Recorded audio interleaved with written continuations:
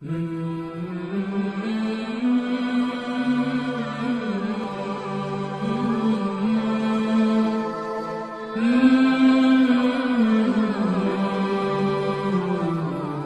لله تعالى وبركاته. الحمد لله نحمده ونصلي على رسوله الكريم. أما بعد فقد قال الله تعالى في كلامه القديم والفرقان المجيد بعد أعوذ بالله من الشيطان الرجيم. بسم الله الرحمن الرحيم. إن الله وملائكته يصلون على النبي يا أيها الذين آمنوا صلوا عليه وسلموا تسليما. اللهم صل على سيدنا محمد وعلى آل سيدنا محمد وبارك وسلم عليه. அல்லாஹ் ஜல்ல ஷானஹு தஆலாவுடைய கிருபையால் நம்மை முஸ்லிம்களாகவும் முஃமின்களாகவும் அதிலும் குறிப்பாக ரசூலே கரீம் ஸல்லல்லாஹு அலைஹி வஸல்லம் அவர்களுடைய உம்மத்திலே பிறக்க வைத்தான் என்ற அல்லாஹ்வுக்கு எல்லா புகழும். அல்ஹம்துலில்லாஹ் அல்ஹம்துலில்லாஹ் அல்ஹம்துலில்லாஹ். அன்பார்ந்த இஸ்லாமிய சொந்தங்களே, அருமையான சகோதர சகோதரிகளே,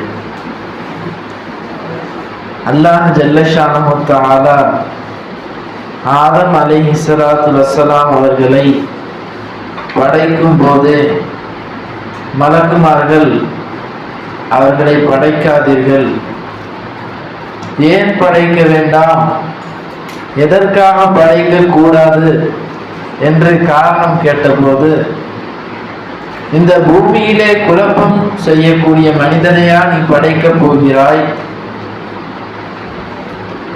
இந்த பூமியிலே ரத்தத்தை ஓட்டக்கூடிய மனிதனையா நீ படைக்கப் போகிறாய் என்று அல்லாஹ் ஜல்ல ஷானஹு மலக்குமார்கள் அல்லாஹ்விடம் கேட்டார். அதற்கு பின்னாலும் இருக்கக்கூடிய அவர்களுடைய சந்ததிகளாகிய அவர்களுடைய பிள்ளைகளாகிய பனி ஆதமாகிய நாமும் தவறு செய்பவர்களாகத்தான் இருக்கிறோம். அன்றைக்கு ஆதம் அலைஹிஸ்ஸலாம் அவர்கள் மறந்து பழத்தை உட்கொண்டார்கள், தவறு செய்தார்கள், அல்லாஹ்வின் கட்டளையை மறந்து விட்டார்கள். அதனால் ஆதம் அலைஹிஸ்ஸலாம் அவர்கள் மறந்து விட்டார்கள், அவர்களுடைய பிள்ளைகளும் மறந்து விட்டார்கள். நசிய ஆதம் நசிய பனி ஆதம் என்று ஹதீஸ் வருகிறது. அப்பொழுது அல்லாஹ் ஜல்ல ஷானஹு தஆலா மனிதர்களாக நம்மை படைத்தது நாம் தவறுகள் செய்த பின் அவனிடம் முன்னோக்குவதற்காகவும் அவனிடம் மன்னிப்பு கேட்பதற்காகவும் தான் நண்பர்கள். ஏன் சொன்னா அல்லாஹ் ஜல்ல ஷானஹு தஆலா கஃபூராகவும் இருக்கிறான். அந்த கஃபாரியத் எப்ப வெளிப்படும்? ஒரு அடியான் தவறு செய்துவிட்டு அல்லாஹ்விடத்திலே கையை தூக்கி அல்லாஹ்விடத்திலே கேட்கும் பொழுதுதான் அது வெளியாகும் என்பது. அப்பொழுது என்றாலும் இந்த இஸ்லாமிய மார்க்கம் ரசூலுல்லாஹி ஸல்லல்லாஹு அலைஹி வஸல்லம் அவர்கள் நாம் தவறிழைக்காமல் இருப்பதை பிரியப்படுகிறார்கள், அவ்வாறுதான் வாழ கற்றுக் கொடுத்திருக்கிறார்கள். இந்த உலகத்திலே ஒரு தவறு நடக்குது, ஒரு தப்பு நடக்குது, ஏன் நடக்குது, எதற்காக நடக்கின்றது என்று ஆராய்ந்து பார்ப்போம். ஆனால் ஒண்ணு அதுல ஈகோ இருக்கும். நான் இதை செய்யணுமா, நீ சொல்லி அதை செய்யணுமா, அவன் மட்டும் இதை செஞ்சா நான் செய்வேன் என்ற ஒரு எண்ணம் ஒரு மனிதனுக்குள் இருக்கும். அந்த மனிதன் தான் அந்த தவறை வேணுமென்றே செய்வான். அதன் பெயர் தவறு கிடையாது, அதன் பெயர் பாவம். தவறு என்றால் தவறுதலாக மனிதன் செய்து விடுவதுதான் தவறு. அது அவனுக்கு தவறான விஷயம் என்று தெரியாமல் செய்வது தவறு. அந்த தவறுகளை இருந்து தவிர்த்து கொள்வது மனிதனால் சாத்தியமற்ற காரியம் என்பது. அப்பொழுது இருந்தாலும் ரசூலுல்லாஹி ஸல்லல்லாஹு அலைஹி வஸல்லம் அவ்வாறு தவறு செய்பவர்களை நாம் பார்த்தால் எவ்வாறு நடந்து கொள்ள வேண்டும், அவர்களிடத்திலே எப்படி நாம் தவறை திருத்த வேண்டும், தவறுகளை விட்டும் அந்த முஸ்லிம்களை, முஃமின்களை, மனிதர்களை எவ்வாறு பாதுகாக்க வேண்டும் என்று சில வழிமுறைகளை கற்றுக் கொடுத்திருக்கிறார்கள். அல்லாஹ் ஜல்ல ஷானஹு தஆலா குர்ஆனிலே சொல்கிறான், இத்ஃபா பில்லதி ஹிய அஹ்ஸன்.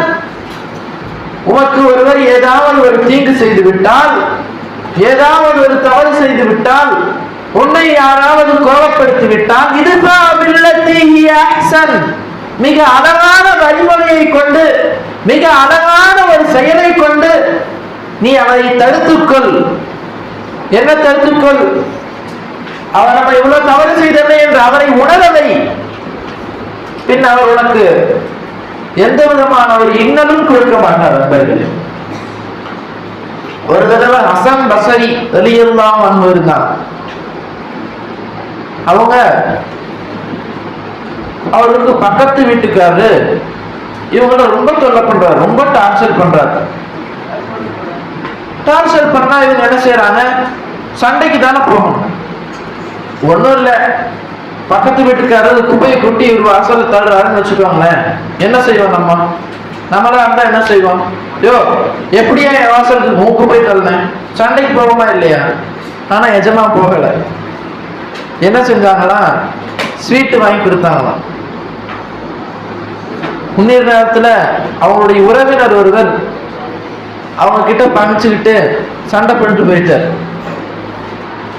ஆனாலும் எஜமா என்ன செஞ்சாங்க? அவங்களுக்கு காசுலாம் கொடுத்துட்டாங்க.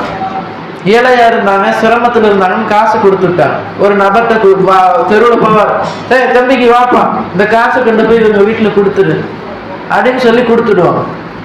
அப்ப சொல்லுவாங்கன்னா, யாரு கொடுத்தா? தெருவில் போற ஒரு மனுஷர் கொடுத்தாரு அப்படின்னு அந்த உறவினர் சொல்லுவாங்க. உறவினர்கிட்ட அந்த மனிதர் சொல்லுவாங்க, அங்க பாருங்க, பக்கத்து வீட்டு முன்னாடிதான் இருக்கிறான் ஹசன் பஸரி ரஹ்மத்துல்லாஹி, அவங்களை திட்டுவாங்களாம் இவங்க உட்கார்ந்து. ஆனாலும் எஜமா என்ன செய்தார்கள்? அவர்களுக்கு உதவிதான் செய்தார்கள். இதுதான் இத்ஃபா பில்லதி ஹிய அஹ்ஸன், மிக அழகான முறையில். அவருக்கு தெரிஞ்சுச்சுன்னா அவர் என்ன நினைப்பார்? ரொம்ப வெட்கப்படுவார்.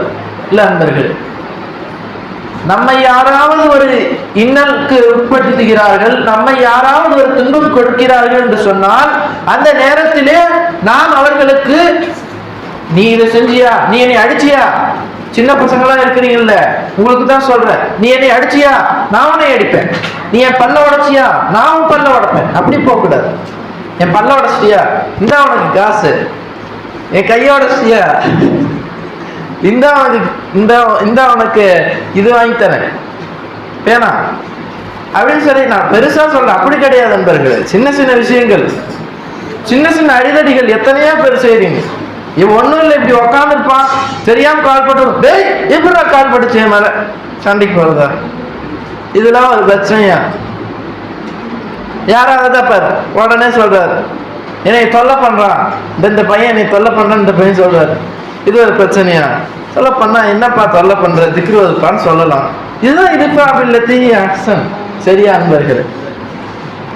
அதுக்கப்புறம் அதே மாதிரி நாம் சொல்லக்கூடிய விஷயத்த, ஒருத்தர் தப்பு செய்யறான், இவன் அடிக்கிறான், இந்த பையன் அடிச்சிட்டோன்னு, டேய் அடிக்காதடா, இந்தடா காசு அப்படின்னு சொல்லக்கூடாது. அதுக்கு ஒரு முறை இருக்கு. உதுவ இலா சபீலி ரப்பிக பில் ஹிக்மத்தி வல் மௌஇலத்தில் ஹஸனா, அழகிய உபதேசங்களை கொண்டும் ஞானங்களை கொண்டும் அல்லாஹ்வின் பாதையின் பக்கம், சரியான பாதையின் பக்கம் அவர் அழைக்கணும். இந்த மாதிரி செய்யக்கூடாதுப்பா. ஒருத்தர் வட்டி வாங்குறாரு, அவர்கிட்ட போய் காசை கொடுத்து வட்டி வாங்காதீங்கன்னு சொன்னா திரும்ப வாங்கதான் செய்வார். அப்படி சொல்லக்கூடாது. அவர்கிட்ட எப்படி சொல்லணுமோ அப்படிதான் சொல்லணும் நண்பர்கள். அப்போ இதுக்கு மிகவும் சிறந்த ஒரு வழிகாட்டி, முன்மாதிரியாக பார்த்தா ரசூலுல்லாஹி ஸல்லல்லாஹு அலைஹி வஸல்லம். ஏன்னு சொன்னா ரசூலுல்லாஹி ஸல்லல்லாஹு அலைஹி வஸல்லம் அலபி மன்சிலத்தில் வாலித், நாம் உங்களுக்கு தந்தையுடைய அந்தஸ்துல இருக்கிறோம் ரசூலுல்லாஹி ஸல்லல்லாஹு அலைஹி வஸல்லம் சொல்றாங்க. அதனால நமக்கு எல்லா விஷயத்தையும் கற்றுக் கொடுத்துட்டு போயிருக்கிறார்.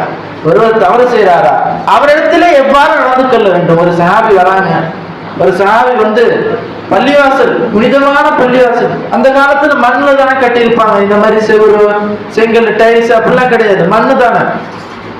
சிறுநீர் கழிச்சிட்டாரு ஒரு ஓரத்துல. சஹாபாக்கள் கொந்தளிச்சுட்டாங்க. அவங்க எல்லாம் கத்துறாங்க, என்ன பண்ண நீ அப்படின்னு சொல்லிட்டு எல்லாம் அடிக்க போறாங்க. ரசூல் பொறுமை இதான், அவர் விடுங்க, அவர் சிறுநீர் முடிதா கழிக்கட்டும். ரசூலுல்லாஹி ஸல்லல்லாஹு அலைஹி வஸல்லம் இதுக்குடைய முறையை பாருங்க. கழிச்சு முடிஞ்சதுக்கு அப்புறம் ரசூலுல்லாஹி ஸல்லல்லாஹு அலைஹி வஸல்லம் சுத்தம் பண்ணிட்டு சொல்றாங்க, தம்பி இங்க வாப்பா, இந்த மாதிரி இது பள்ளிவாசல், இது தொழுகக்கூடிய இடம். அவருக்கு அது தெரியல, இந்த இடத்துல இந்த மாதிரி பண்ணக்கூடாது அப்படின்னு ரசூலுல்லாஹி ஸல்லல்லாஹு அலைஹி வஸல்லம் சொல்றாங்க. அதை பார்த்து வியந்து இந்த நபர் சொல்கிறார், இதைவிட ஒரு சிறந்த ஆசிரியரை நான் பார்த்ததில்லை, ஒரு நல்ல விஷயத்தை கற்றுக் கொடுப்பவரை நான் பார்க்கவில்லைன்னு சொல்றார் அந்த சஹாபி. அந்த மாதிரி நாம சொல்லணும். உன்னியர்கள் ரசூலுல்லாஹி ஸல்லல்லாஹு அலைஹி வஸல்லம் ஒரு சஹாபி வராங்க. சஹாபி வந்து யார் ரசூலுல்லாஹ், ஒரு சஹாபி ஒரு முஸ்லிமாருக்கு முன்னாடி வரான். வந்து யார் ரசூலுல்லாஹ், நான் இஸ்லாத்துக்குலாம் வந்துடுறேன், எந்த பிரச்சனையும் கிடையாது. ஆனா ஒண்ணு என்ன, நான் ஜினா மட்டும் செய்வேன், என்னால அதை செய்யாம வாழ முடியாது. நான் விபச்சாரம் மட்டும் செய்வேன், என்னால வாழ முடியாது அப்படிங்கிறாங்க. ரசூலுல்லாஹி ஸல்லல்லாஹு அலைஹி வஸல்லம் நம்ம கிட்ட ஒருத்தர் வந்து சொல்றாரு, ஒருத்தர் இருந்து இந்த மாதிரி பாய், நான் வந்து உங்க மார்க்கத்தை எனக்கு ரொம்ப பிடிச்சிருக்கு, நான் மார்க்கத்தை வந்துடுறேன். ஆனா என்ன அப்படி எப்படி இருக்கும், அது இல்லாம நம்மளால இருக்க முடியாது அப்படிங்கிறாரு. நம்ம என்ன சொல்லுவோம், அதுதான் முடியாது அப்படித்தானே சொல்லுவோம். ஆனா ரசூல் ஸல்லல்லாஹு அலைஹி வஸல்லம் அப்படி சொல்றாரு. அப்படியா, சரி சரி. ஆனா நான் அதை சொல்றேன் கேள்வி, உன்னுடைய தாய் ஒருத்தர், உன்னுடைய மகளை ஒருவர், உனக்கு மகள் இருக்குல்ல, உன்னுடைய மகளை யாராவது ஒருத்தர் விபச்சாரம் செஞ்சு நீ சும்மா விட்டுருவியா?